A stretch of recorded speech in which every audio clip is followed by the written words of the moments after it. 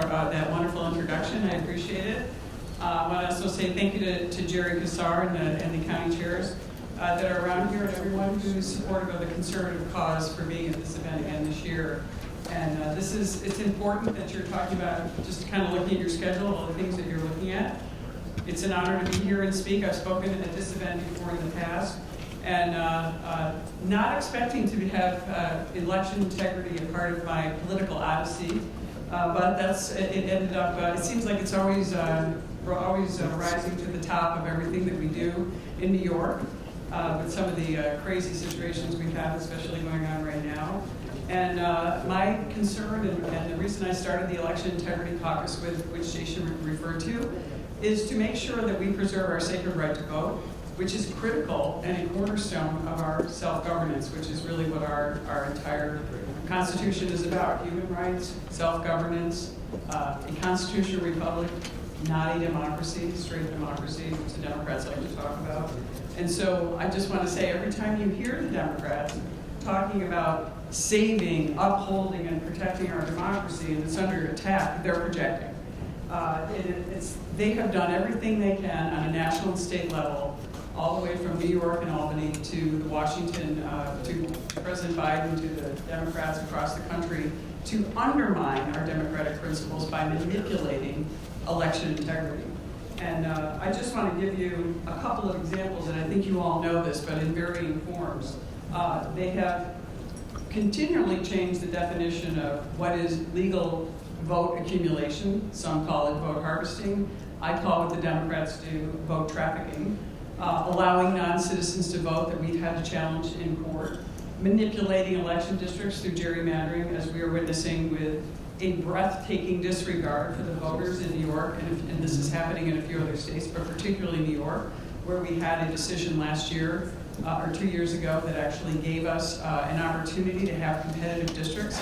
After the state legislature passed in 2014, I voted for this amendment to take gerrymandering away from the Democrats in the House, in the Assembly, and the Senate, and give it to the people, and give it to an independent redistricting commission. And that was all, as we all lived through in 2022.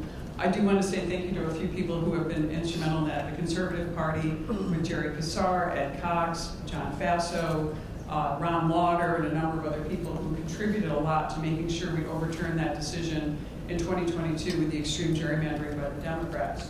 Another thing they're doing, and I'll get into this a little later, is the manipulation of our financial institutions, including IRS rules, and also changing laws continuously to stress our system, to create confusion, chaos, and the inability of the people out, administering elections, some of the so-called bureaucrats, to actually be able to do their jobs and make sure that we can secure election integrity. After the pandemic election in 2020, as many of you know, the election of 2024 is starting to look an awful lot chaotic based on what the Democrats are up to. And I just want to mention on a side note, and I certainly don't subscribe to conspiracy theories, but I was lying in bed last night thinking about what I was going to say today, and just watching, nonstop news cycle, no matter what channel you're on, unless it's CNN or MSNBC, you are seeing this incredible invasion across our borders, and it's not just the southern border, it's also the northern border.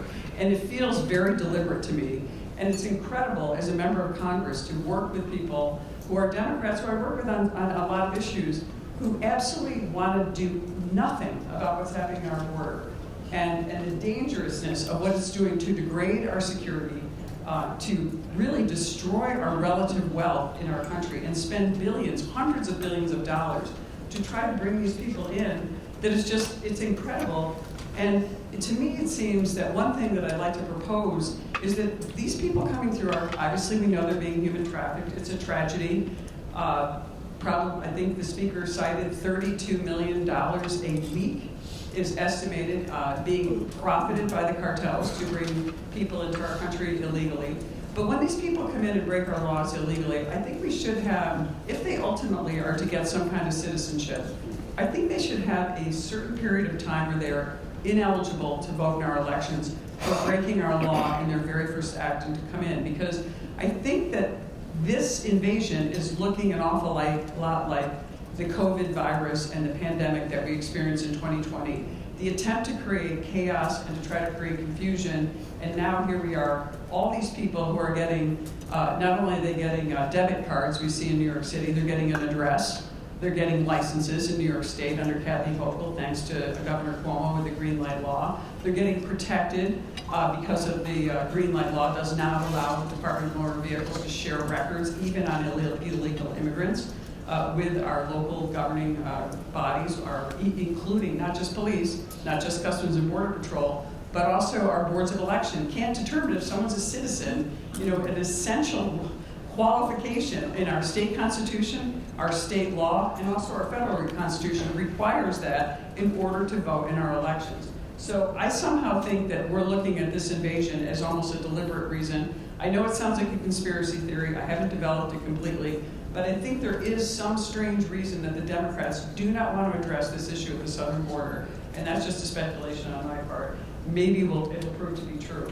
I don't know if we'll find out if there's some profit margin in there. You know, there's a lot of contractors, people who are servicing, providing hotel rooms, food, diapers, resources, airline flights, beyond, you know, using taxpayer dollars. Maybe that's some connection to Democratic donors or what they're up to. I don't know, those are speculation, but I think those are things that we're trying to investigate. I know Oversight Committee is looking at many of them. And so I just want to this conference is very important to have it now because we're getting into our big election season in 2024.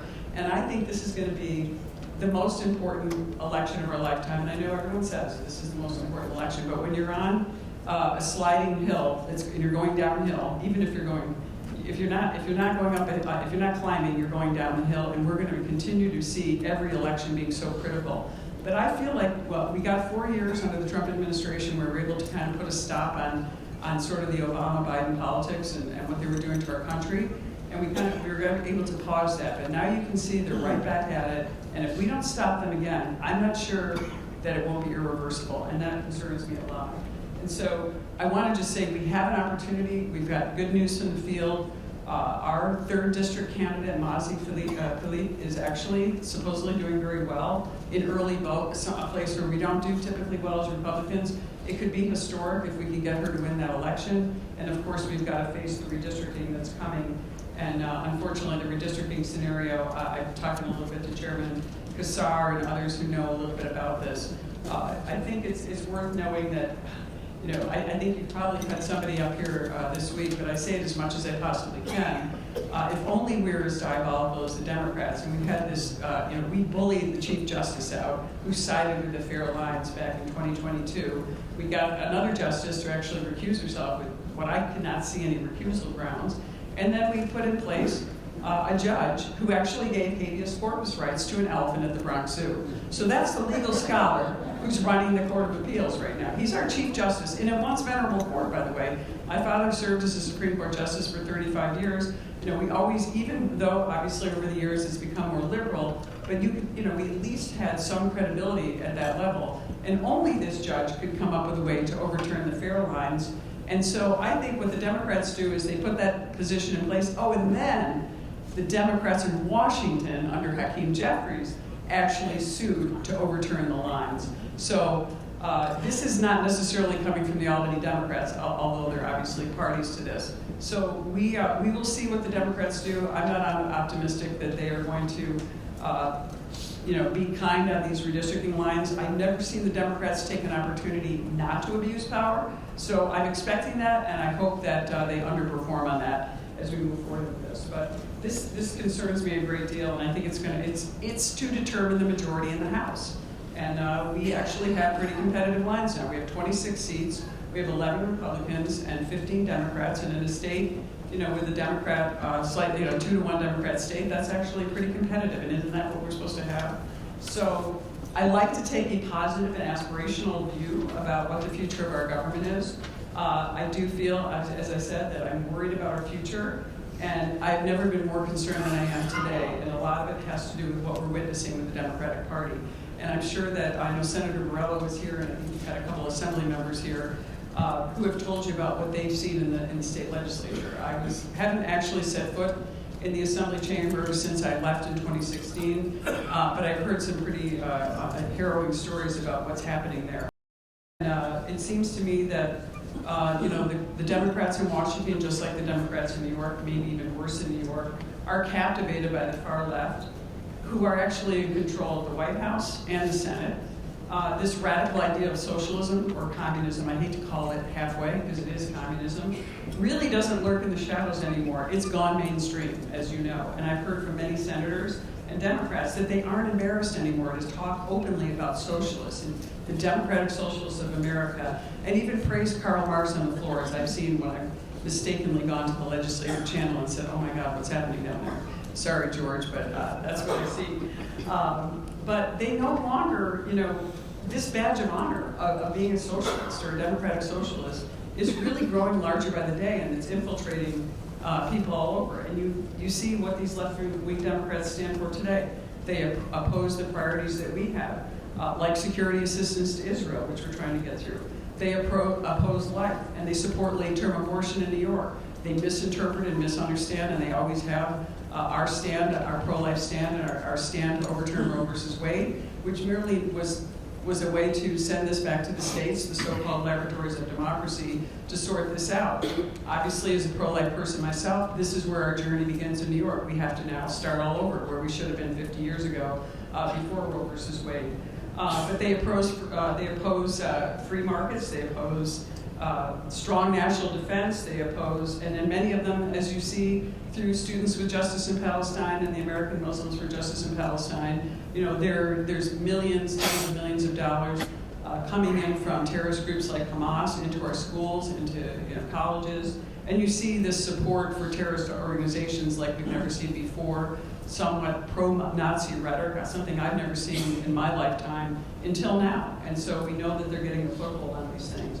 I could go on, and you all know about all these things because you see it on TV every day.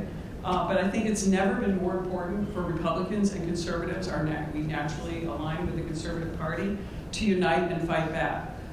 We must lead with our values, our fundamental belief in freedom, free speech, free enterprise, freedom of religion, preserving and protecting the gift of self-governance that I feel is almost slipping away.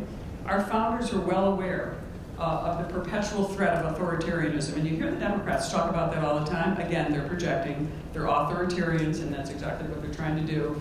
Every time I watch it, it's guidance for me when I see them going on in hysteria and hyperventilating about democracy and authoritarianism, because that's exactly what they do.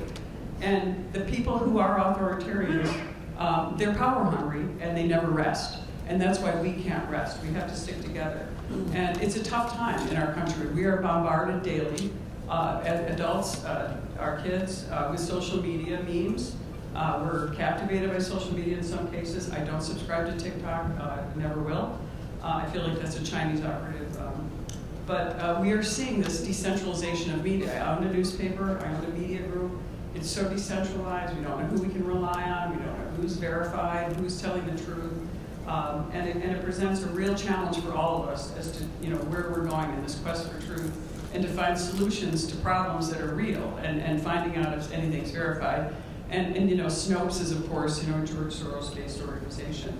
And I think and toward that, and as a former lawyer, still paying my dues, and as a newspaper owner, it's one of the many reasons, this just trying to find a consistent place where you can get information as neutral as possible. Obviously, everything I'm going to put out is going to be somewhat conservative Republican, because that's who I am ideally, but I consider myself a constitutionalist. But it's one of the reasons that I explain every vote that I take in the House in detail. I don't just put out, I voted yes or no. This is what the newspaper should be doing, by the way. There's only one newspaper in my district that does it. It's the Auburn Citizen. Robert Harding does it every week. And I applaud him and thank him for it every time. Every newspaper should be doing that. That's why we have certain benefits and privileges under the First Amendment for media, is so that they can keep government in check and tell us, and we the voters, what's going on in our government. And yet it's always some kind of hysterical story that leads the news every day. We also take every one of those votes and recap it in our newsletter. I weigh in on every issue. I don't wait to see which way the wind's blowing. I come out immediately with a release. I take a stand on issues. We do numerous state, local, and national media appearances to continue to amplify and explain and try to keep our electorate on top of things. This year we issued an annual report which summarized everything we did, from our constituent services to all the positions we took and some of the accomplishments we had throughout the year. I think we're still the only one that does that and the only one that explains my votes. We're hoping more and more people do this. So if you want to look, go to tenney.house.gov, or you can follow me on any social media, which is at Claudia Tenney, and that's Tenney, just like JCPenney with a T. That EY gets people off on the other trail. But I feel incredibly blessed and to have such a wonderful, competent, and devoted staff. They're committed to advocacy on behalf of our constituents. And you'll see wandering around the room back there is Michael Stadelmeyer, who's my district director, who works day and night, as do everyone. I have an incredibly good staff there. You know, there's different kinds of offices. There are liaison offices and there are advocacy offices. I take the position that we should be an advocacy office. I'm not going to leave you with some bureaucrat at the IRS. I'm going to make sure that we do everything we can to make sure you get your problems out. I'm not going to leave a needy veteran with a bureaucrat in the Department of Veterans Affairs. We are going to fight for you every way we can. We're going to work with you if it's a state issue with our state representatives. We include our state representatives, and we also include our local government officials in just about everything we do, every kind of roundtable, whether it's our farm listening tours, whether it's dealing with, we just recently did just another law enforcement roundtable. We always include our local government officials. It is so critical that we have state, local, and all of us working together. And sometimes the Democrats come, they always get invited, they don't always come. But we really want to see us try to bring us out of this malaise that we've seen in not just New York, but across our country. And I just, just so thrilled that my staff takes the same idea, the same amount of excitement into every day that we do. So thank you to them, and thank you to Michael back there. He's very modest. He doesn't like to take credit, but he does a terrific job as well. We also have issued plans. I've come out with plans and statements and with solutions for broadband access, preservation of our Second Amendment rights, which is a continual issue that we're fighting all the time. I led an amicus brief a couple of years ago on the Bruin case. I'm going to be on the amicus brief on one with Ted Cruz on the latest one. And we're going to be doing that actually amicus brief is with Colorado on Trump's issue. But we have a new amicus brief coming out again on the continuation of our fight for Second Amendment rights, and continue to find that. We did a law enforcement plan with solutions. I was at the law enforcement event last week, and the sheriff stood up and said, "Oh, everything on here is what I think you should do." I said, "Great." So get people to sponsor our bills, which I urge you all to get your Congress members to do that as well.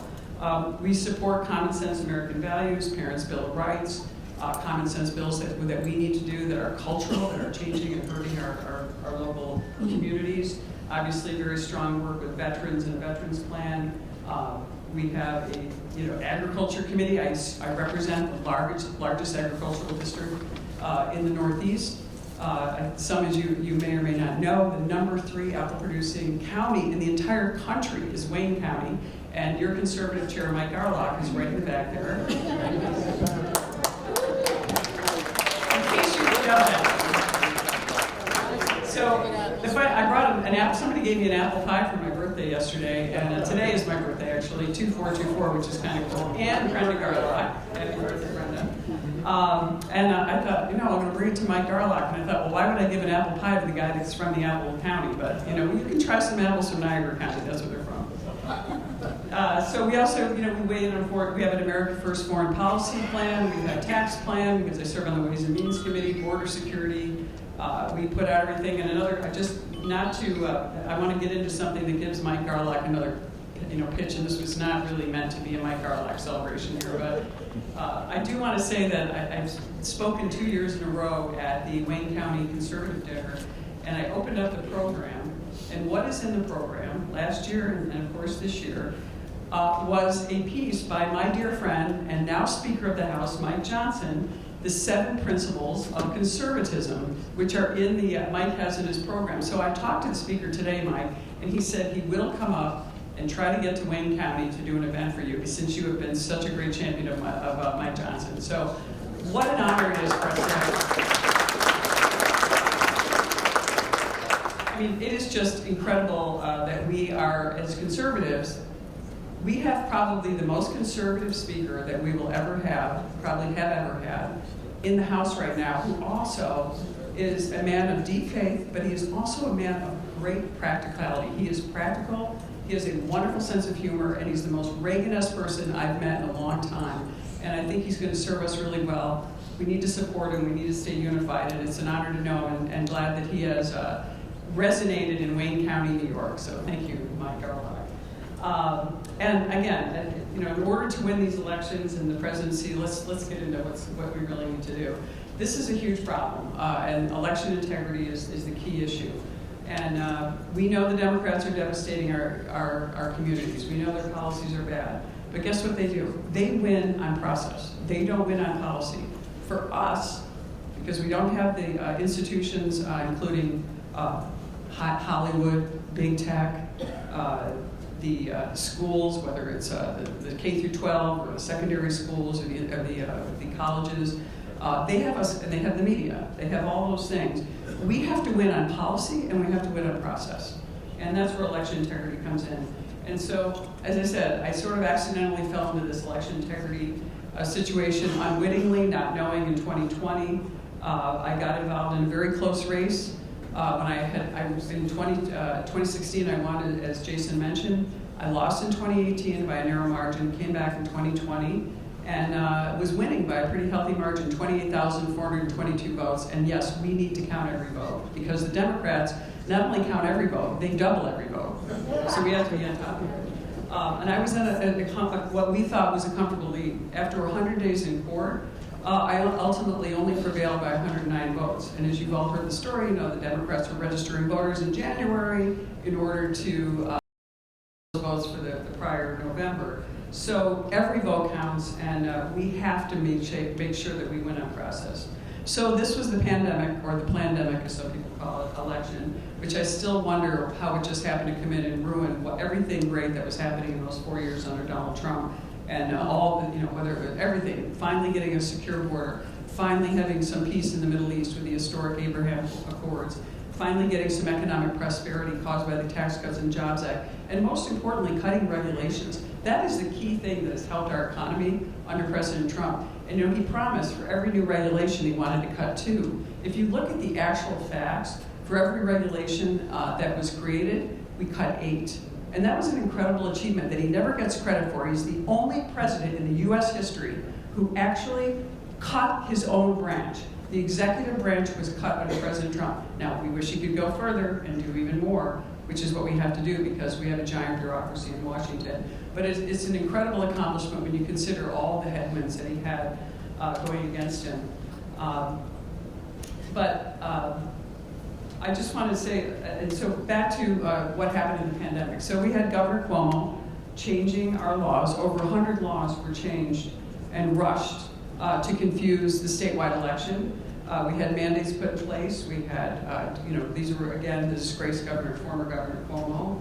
And while we finally got to the bottom of it after 100 days and a lot of money, we know that a lot of things happen in elections that the Democrats figured out worked and some that maybe didn't work.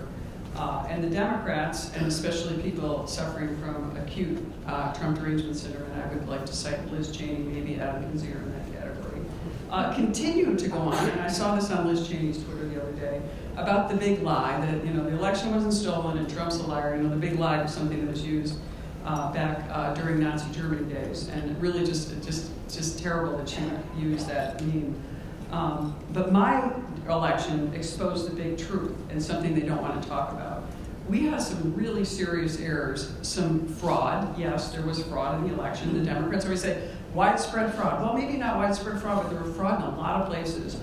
And in just enough places, using Zuckerbucks and other money to really prime the pump and get Joe Biden over the line. And so I want to remind everyone, there's always been problems in our elections. I mean, think back of the hanging and dimpled chads from the 2000 election. We've always had issues, but the Democrats really took advantage of the pandemic. And so rather than correct these errors, the Democrats have actually doubled down as we try to secure our election. The Albany Democrats, as you know, they codified many of these things into law, things that obviously meant to overturn the will of the voters. They willfully institutionalized chaos during the pandemic election. They want to secure permanent majorities, not just now, but forever. And in 2021, I have to say thank you to the Conservative Party and again a number of leaders. We were able to turn back those 3 ballot propositions aimed at destroying New York's elections. And you know what they did right after that? They went and changed them again. You know, they went against the will of the people, and the Democrats continued to do that. And that's what they're going to drive us crazy with in this next election. So the new thing on the horizon, instead of directing and authorizing no excuse absentee ballot, which New York voters rejected again in 2021, Governor Hochul and her allies in the legislature created a new phony election term, and this is just, they're good at this, early mail-in voting. So what's the difference between no excuse absentee ballots and early mail-in ballots? Nothing. It's just a new name and the same process that they're going to go through for their ballot trafficking. The invention of these early ballots was for a clear purpose, obviously, again, to subvert the will of the people and to violate our state constitution by changing the language and getting that throwing it under the rug.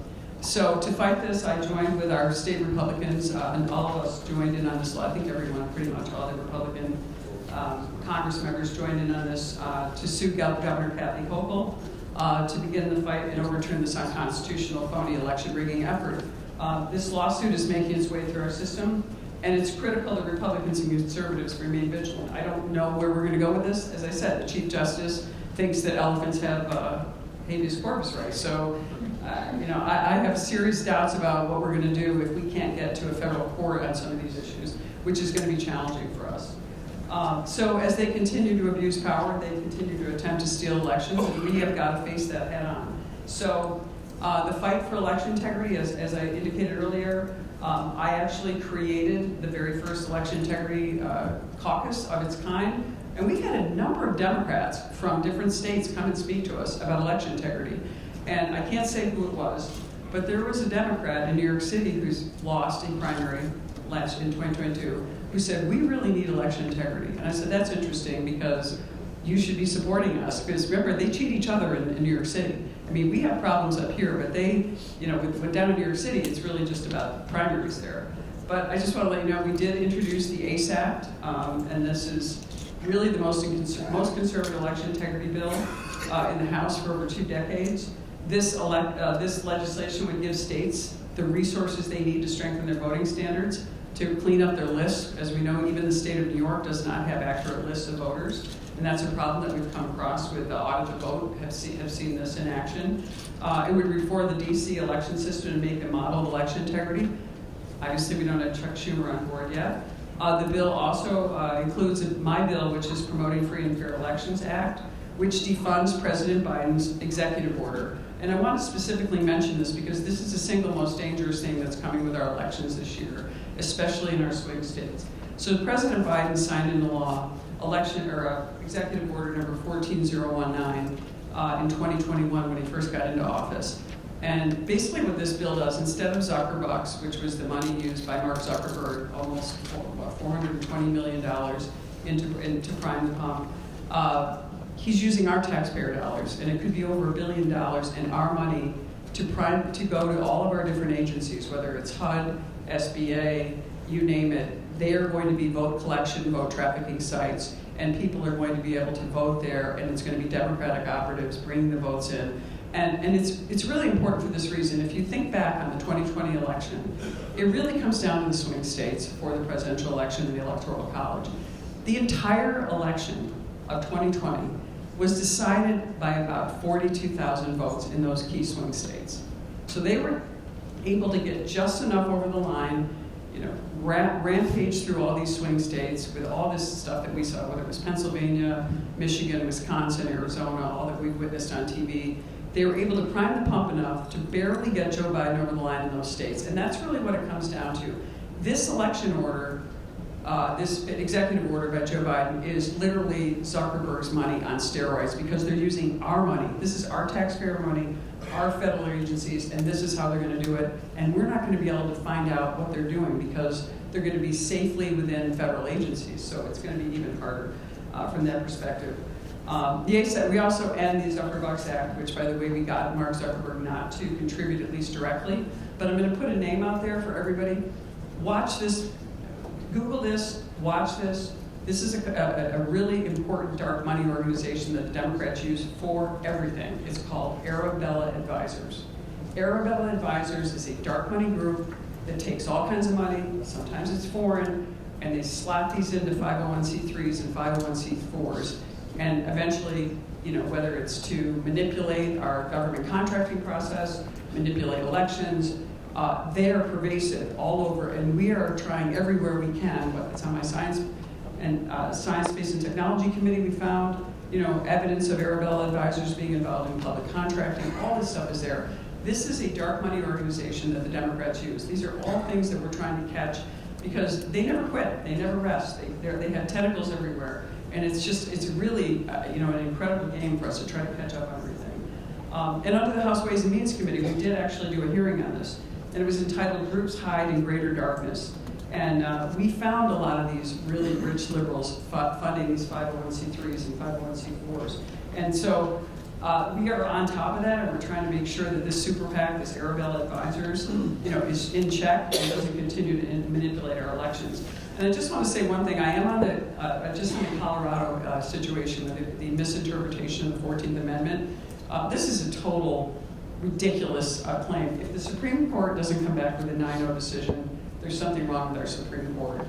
This is clearly not a correct interpretation of the 14th Amendment. It is clearly an attempt to interfere with an election, and it's clearly an attempt to deny President Trump his due process, which is required by the 14th Amendment. We've got Sixth Amendment rights. Does Trump get a chance to have a free trial to prove he's not an insurrectionist? I mean, this is absurd when you have bureaucrats, really just proving their authoritarian creds on the trail there. So this really concerns me, and that's something that I joined on the amicus brief. The Supreme Court should be weighing in this.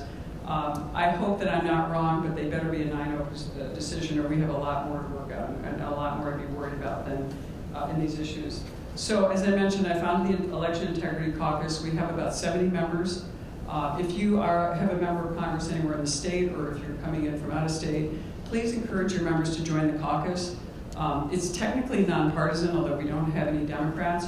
We hear from speakers all across the country. We've had Molly Hemingway as a guest speaker. We've had secretaries of state from various countries. We had the governor of Louisiana, who was then Attorney General Jeff Landry. We've had a number of people who are really on the cutting edge of election integrity issues around the country come and speak to our group to educate members and to really provide us with solutions. And we have led the way in a number of issues. For example, we led the way on clarifying this whole issue of voter ID, which, famously the former governor of Georgia, she really didn't win, but she thinks she did, and she didn't get reelected, by the way.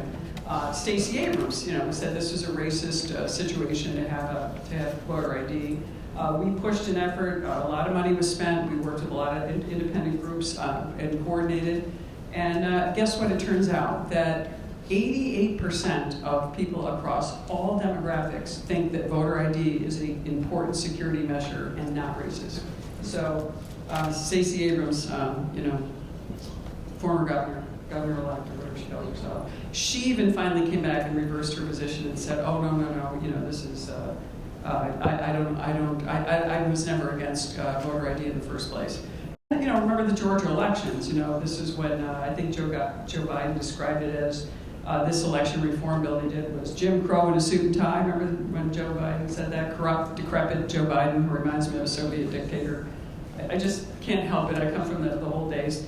He just seems like that, like Andropov, the guy they propped up. I know some older people in the audience. And he just, somebody behind him just pushes him around and tells him where to go.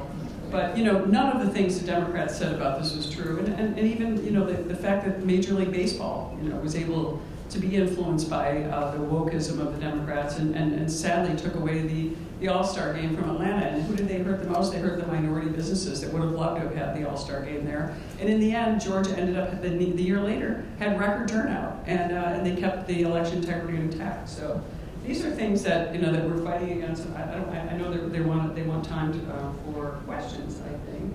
But I just want to say, how do we turn this ship around? And I think we just need to be constantly aware and counter all the abuses of power, and we're running out of time. We need to plan with resources. We have been graced with great resources from some true patriots who I alluded to earlier, with the money to assist us, whether it's on the redistricting issue, the ballot initiatives of 2021, and some of the perils we're now facing in 2024. So thank you again to the leadership in the Conservative Party, the Republican Party, Ron Lauder, and so many others who have stepped up and realized that we need the money to fight back because we can't get results through the Democrat-controlled legislature and with the Democrat governor like Kathy Hochul. And some of the things we can do. Every one of us here needs to play a role. We all have to work on that. I want to tell you, I went into an election voting district in 2020. There were 16 voting districts, so in each one of those districts there should have been one Republican and one Democrat. So that meant there should be 32 people in that room, 16 Democrats, 16 Republicans. There was one Republican in an entire room, and that was during the pandemic election.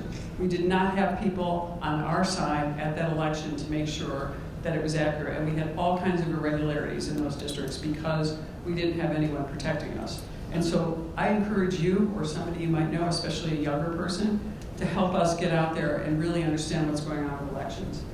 You know, register to be a poll watcher if you can be. That's really helpful. Support candidates for election who talk about prioritizing and safeguarding elections. Help register new voters. It's one of the weakest aspects of the Conservative and Republican Party. I was talking with Jason about this earlier. You know, the Democrats register on average about 100 to 125,000 people a year, and we register about 5,000 on the Republican side.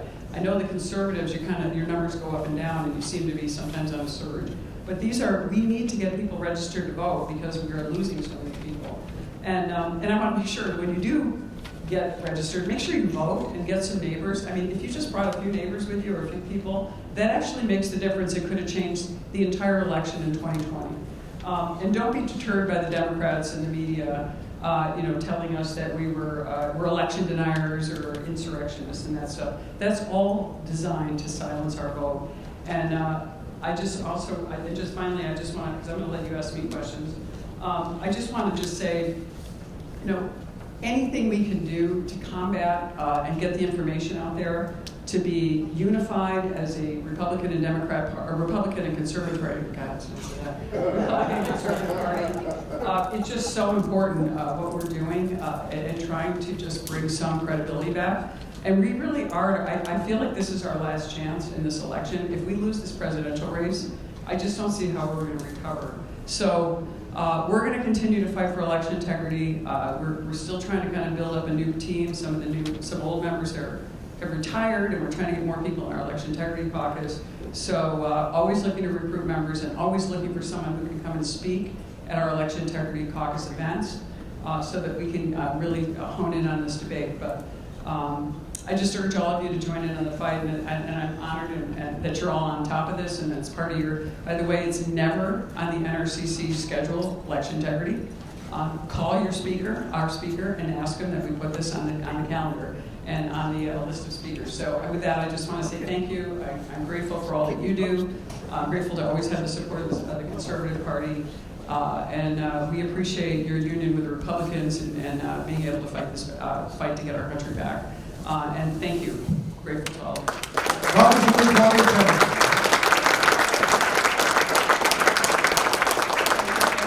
Questions. We're ready for you, all right? And a lot of them coming in.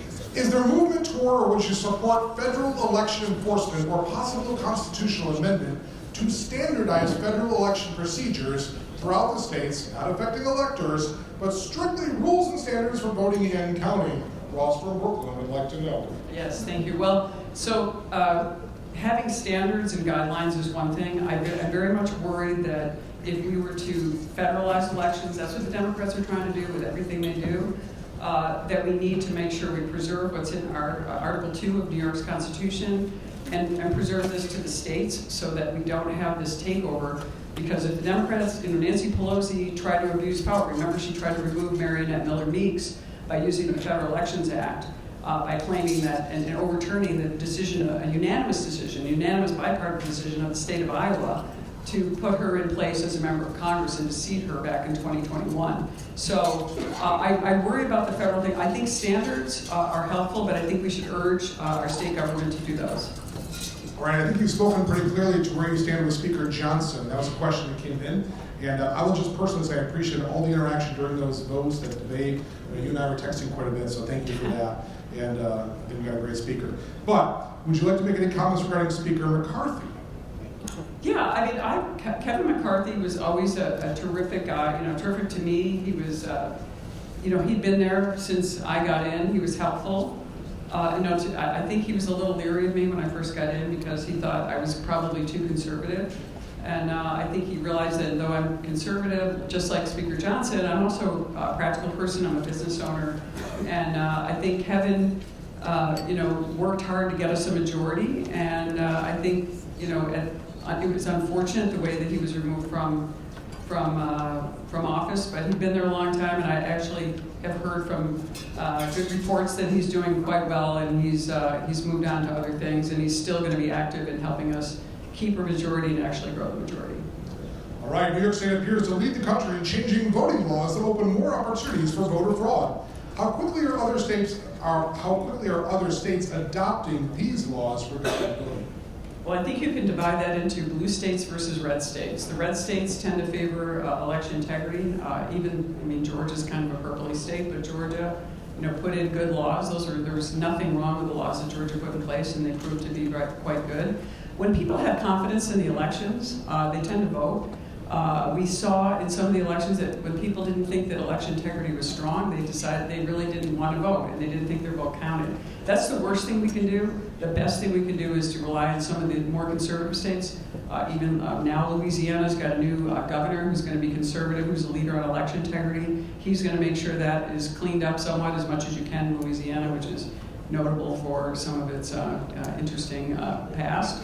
But they finally have a really good Republican governor, and they have a Republican legislature. Florida, outstanding laws put in place by Governor Ron DeSantis, really right in response to our election integrity recommendations that we put out in 2021. I had a meeting with Governor DeSantis at that time, right after my election, and they're very quick to act. A lot of good states. Indiana, strong election. A number of states have been really good. Your problems are always going to be New York, California, Illinois, and the blue states, basically. Your thoughts on ballot harvesting and whether or not conservatives, small c or large c, should be engaging in those activities? Ballot harvesting done by Republicans is considered illegal, and those people go to jail. Case in point, North Carolina. But when Democrats ballot harvest, there's nothing wrong with it. It is legal in New York. I think that the way that New York works is terrible. I think, I can go to your door, and I don't have to be related to you, and I can just say, I'd like to drop your ballot off for you. Here's your ballot, fill it out. I can watch you fill out your ballot, put pressure on you, get you to sign it, and take it to get voted on. And that was happening in one of my election that I witnessed personally in 2018, but also again in 2020. So it's legal in New York. I think if we're ethical and we're careful, we can certainly try to do it ourselves, but not to the extent the Democrats do. They really just, look, the reason John Fetterman is in office is because most of the Democrats who voted for him don't even know who John Fetterman is. Those ballots were collected and brought in from Democrat operatives, whether they were unions and other groups, and that's how he got elected. You could take a room full of Democrats from Pennsylvania, and they couldn't tell, and a bunch of them would say, "Who's John Fetterman?" And we've got to get people to understand their right to vote is sacred. It is so important. We've had people. My son serves in the military. We've had so many of you serving. The leader of this party, Mike Long, was a honorably serving Marine, and so many of you. Look, we've served this country. The right to vote means so much, and it means so much to other countries. We need to find a way to recapture that with the young people and people around here who don't feel disaffected and really understand that it's the only thing that's really going to save us. And a perpetual question. Legal gun owners have historically low voter turnout. What can be done to change that? I'd like to put drop boxes in every gun club across the state. And I would personally go to every one of those clubs and say to people, do you realize that they are eroding your right to vote? A lot of gun owners, I've talked to them, I know them. I've been dealing with this issue ever since, even before the SAFE Act. you're the ones we need to vote. If the people who believed in the Second Amendment voted on a regular basis, we'd have control of the state government. Amen. Amen. Friends, Congressman Claudia, Tenney, thank you very much.